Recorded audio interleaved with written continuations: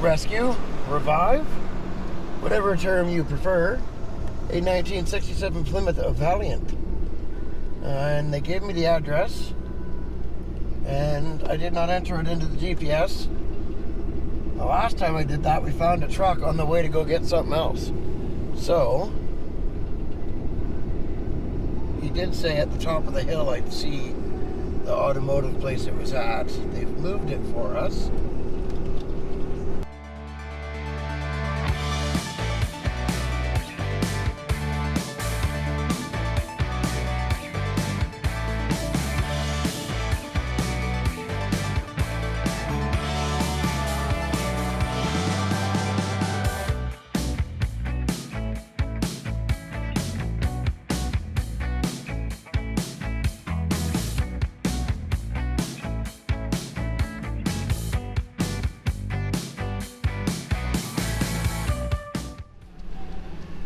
This is... Yeah, Blake, we're lost. the seat to the root. We're not lost. Now keep in mind, while we're here, gang, everybody look out your windows and in fields for other cars. Because like I said, that time I found those 2 power wagons, that's how I did it. I was picking up a car and I found 2 power wagons. Apparently, catching the ferry out of here is much more difficult.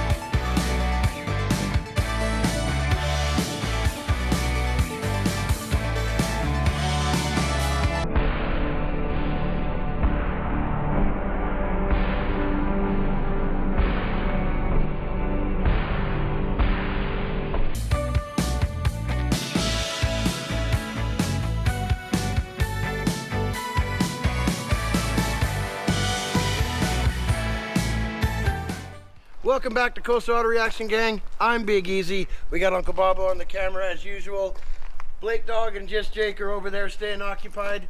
And we have our latest revival, a 1967 Plymouth Valiant. Ladies and gentlemen, to most people, it's just an old abandoned 4-door. To us, it has history. Now, going back many, many moons ago, this was it was our high school car. We had a pale yellow 4-door Valiant that we spent a lot of time in and probably should have taken better care of. Thankfully, we found this one. Now, we're not talking big muscle car or anything. It has a raucous 225 slant 6 in it, but it is a solid car that came with boxes and boxes of parts that we will be able to put back on the road in a relative short fashion. Now,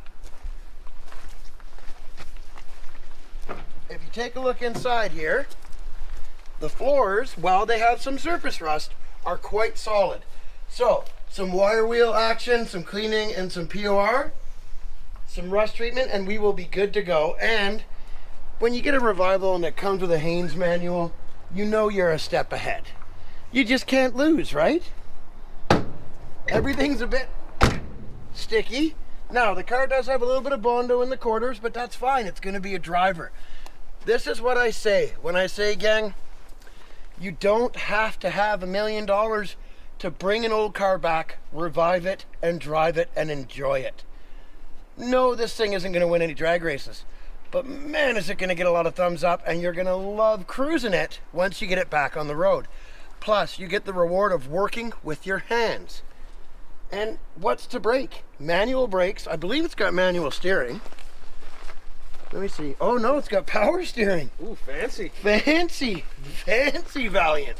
Yeah. So, the Valiant guys in 1967 would have been a compact car, also known as Chrysler's A-body or entry level. This one is a Valiant Signet, so it has a few options like center door chrome, the turn signals on top of the fenders, which I absolutely love, power steering, things like that. A little bit fancy trim inside. You know, it didn't come with the outside passenger mirror. That was an option back in the day. I know stuff like that sounds ridiculous, gang. There is no outside mirror on the passenger side. That's the way the car came. You would have had to order it. Sometimes you had to order the passenger side sun visor. Anyways, we're gonna get this A-body Chrysler Plymouth loaded up on the trailer, and we'll walk you through it more once we get all the parts loaded in the car, get it on the trailer, and head back to try to catch the next ferry home. See you soon, gang.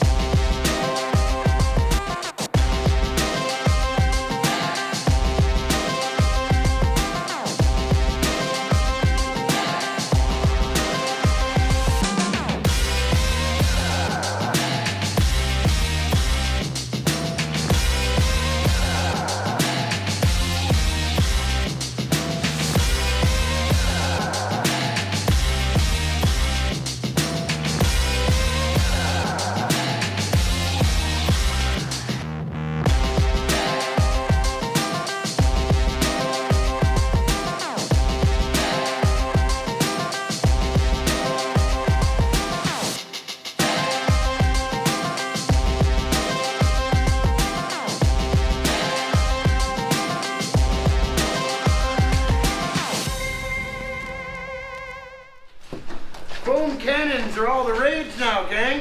We don't need a foam cannon up here. We just got excessive foam. Yeah, just foam. Plain old foam. It's all over the place. It's like that scene. Yeah, it's like Ghostbusters turning marshmallow fluff. Yeah, the Marshmallow Man, where they're all covered in it. Holy foam! Yeah, I think we're gonna have to pressure washer again here. Yeah. Somebody want to turn me to rinse? I'll try to get through some of this foam. Oh man, very. Yeah, I don't think I need any more on the brush.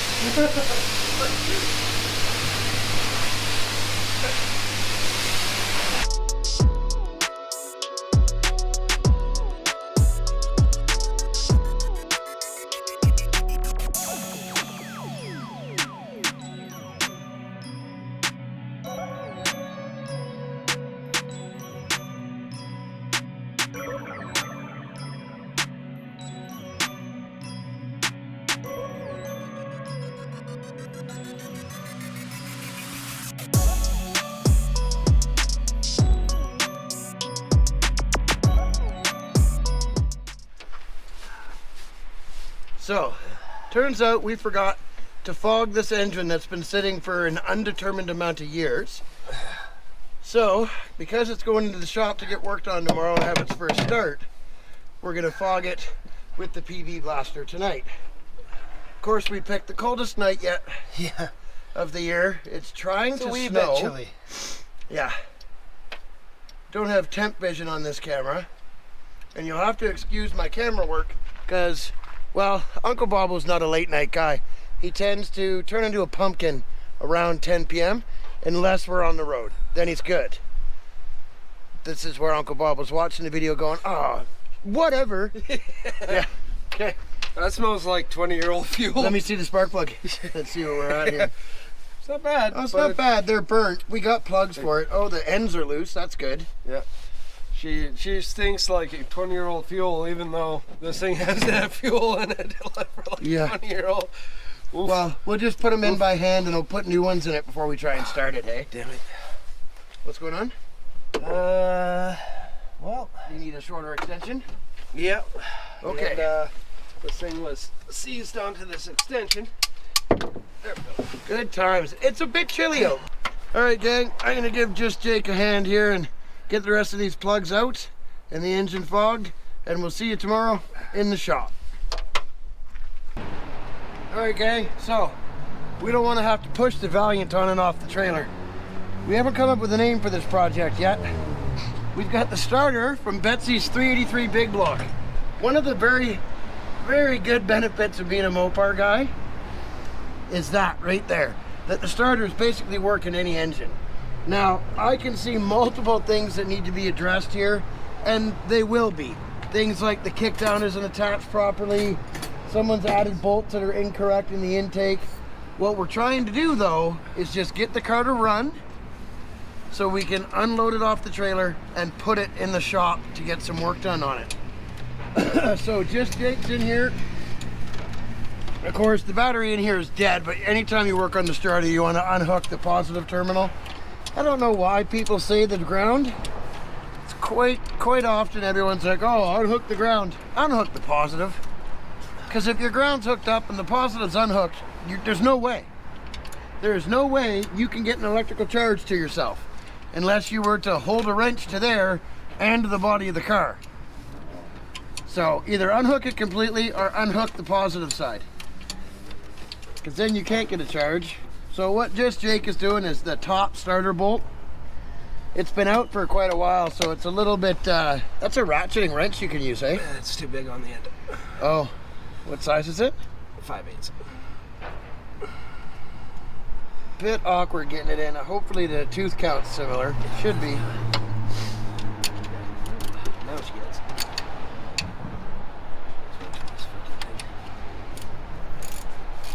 There we go. Ratcheting wrench to the rescue. So we're gonna have to do the brakes, the master cylinder on this thing for sure. Probably some brake lines. We'll get you a better look when we get it up in the air.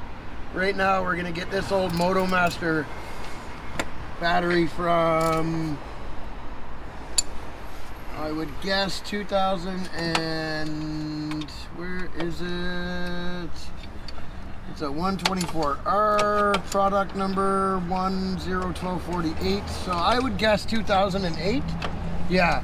So the battery's from 2008. I actually spoke to the owner that had the car before the guy we got it from. He had it on the road in the early 2000s. He bought the car on the mainland right after it got painted this. While it looks good on camera, gang, it really is not a very good paint job at all. There's quite a bit of like just thick orange peel in it, and the paint that they used, I don't think that they put a good clear on it. I believe it's acrylic, and the problem with the old acrylics is when it sits for a long time, this stuff is almost impossible to get off.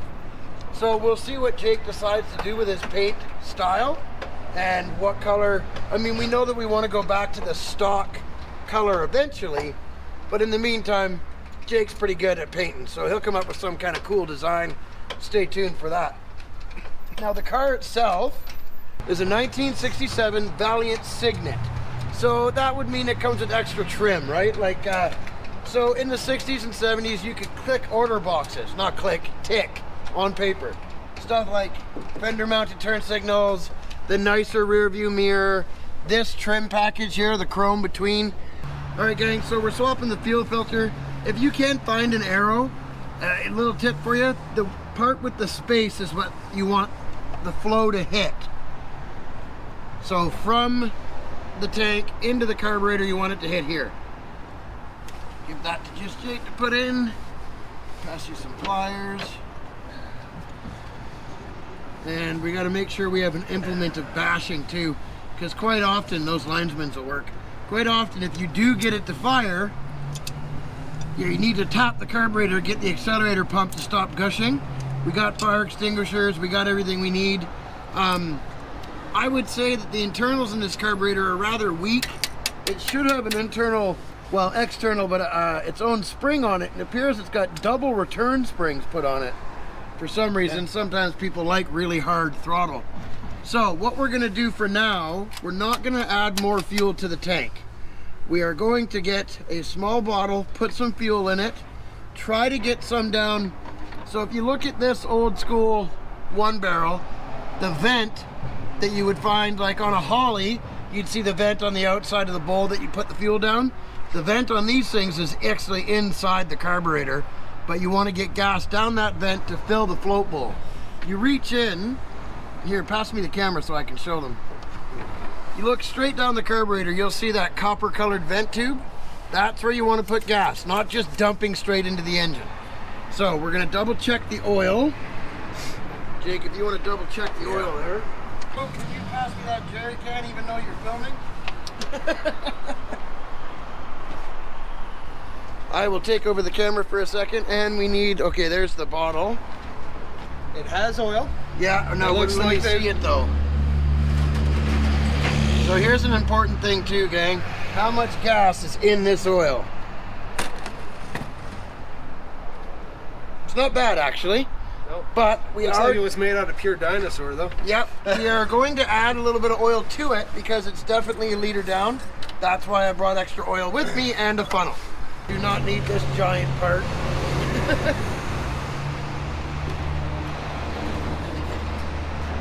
This funnel's got a screen, but I always like to make sure it's clean, regardless of the engine. It could be a Packard V12 or an old friggin' forklift. Yep, we'll have a finger fun.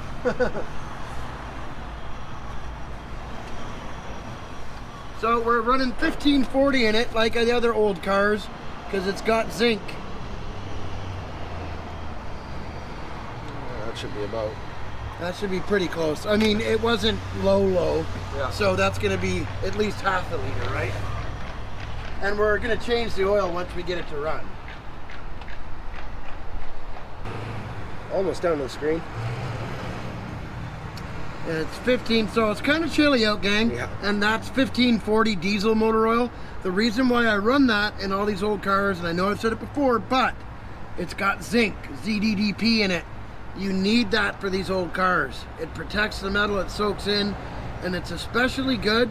I always like to, even if I don't do a change the very first start, I like to drain at least a liter and a bit out of them if I can, and then put a fresh one in, because especially in a slant six or a Mopar, because of the way the engine's tilted, it hits and runs. And I'll try to put half a liter in both sides, and it runs down through the engine and coats everything, instead of having to take the distributor out, run the oil pump, etc., etc. We're almost there. Okay, I can ditch this. That's pretty much done. Just waiting for the leftovers.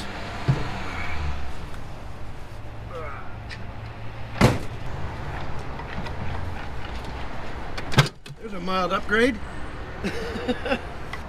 Okay, so now just Jake's gonna try to aim that spigot for the tube, the vent tube, and let her dribble. Takes a little while, but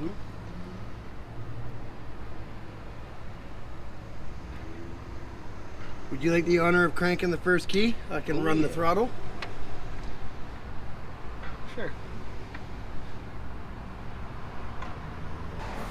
Let's just have a peek here. The choke is working.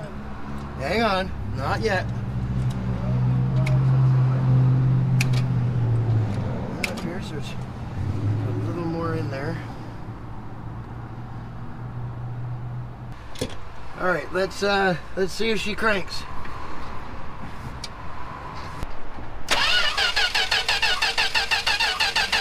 Yeah, that gas is old, but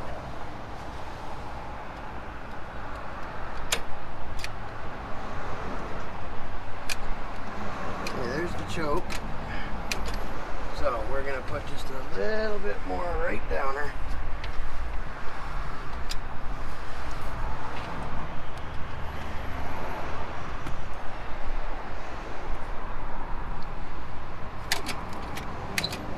All right, give her a try.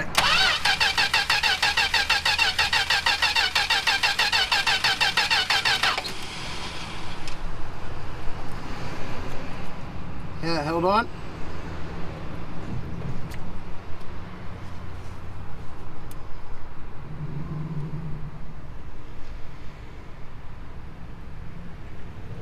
It does not sound like it's got spark to me. So we're just gonna check to make sure the coil wire's plugged in. Coil wire's on, spark plug wire, spark plug wire, spark plug wire, cap. Everything appears to be hooked up. If we have to, we can run 12 volts right to the coil. Starter works. Okay, go ahead, Jake.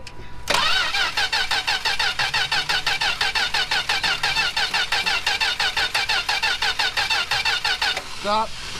She don't have spark. She would have coughed by now. There is, can you pass me that yellow can of carb clean? Slant sixes. You do not miss these things.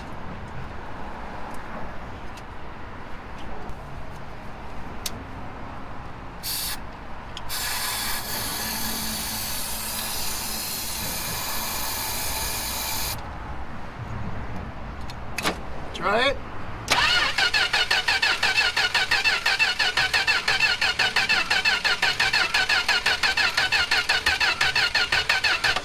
No, she got no spark. Well, the other thing too is it might have spark, but we also fogged the cylinders. Again, just for a minute. Well, it's not gonna hurt it. It's just gonna build oil pressure. Gas doesn't look horrible.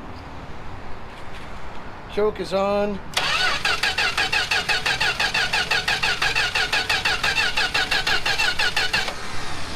Okay.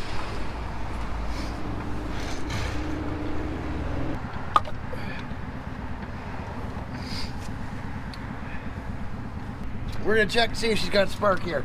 Now, we did fog the cylinders with PB Blaster last night, which could be keeping it from running.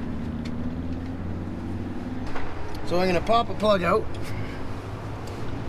put it in there, hold it against somewhere here where there's metal, probably the shock tower, and see if we get any spark.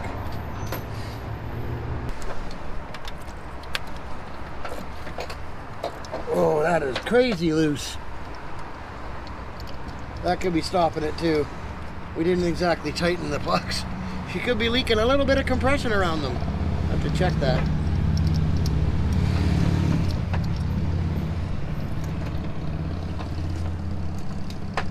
And this one has no gap whatsoever. Nice. So she's not going to run great there. Okay, so I should have checked the spark plugs myself. My bad. This is on me. Well, when we did it last night, we did it with the cell phone camera, yep. The cell phone light. It was a little dark and a little cold.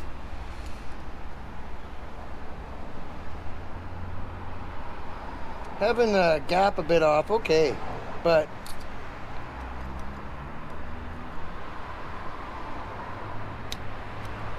okay. I wonder how many more of them are like that.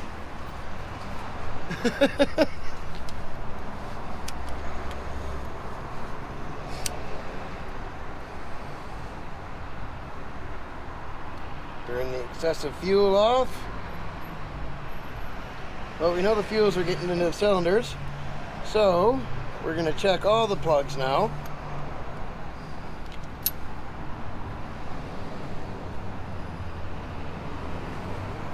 Wow. Okay.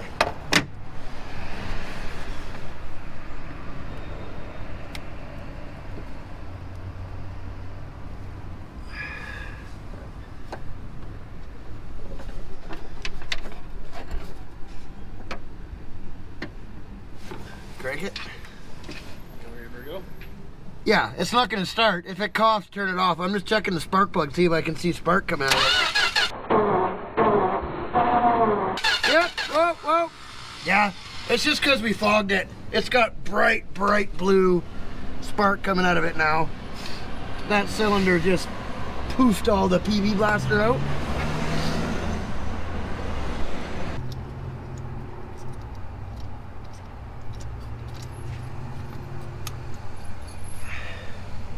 At least this one's got a gap. Jake, you gonna crank it again and clear this cylinder? If it starts, turn it off, eh? Okay, that should undo the coil wire.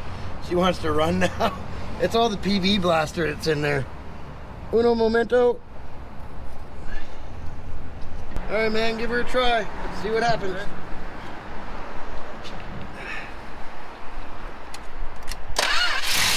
Here we go.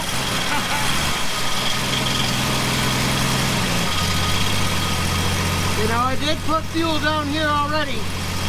People of Instagram that are gonna say I cheated. This, I did fill the float blow up. And FYI, yes, this is the first time. See the exhaust manifold on my fingers? You gotta do that so people know you didn't fake it. A lot of guys will be like, oh yeah, we just started this. And then you go, really? Put your hand on the exhaust manifold. Grab that, see what happens. Well, there you go. That is one running slant 6.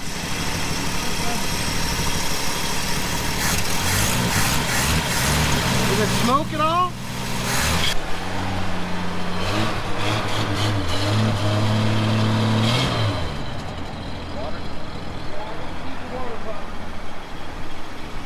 No biggie. Does it smoke? Yep. Yeah, but it's also full of PV blaster. And water. That's normal. Yeah, but it's making a lot of water. Yeah, well, it's also been sitting a long time, right? The old making moving noise. The alternator. Just like Black Sheep did.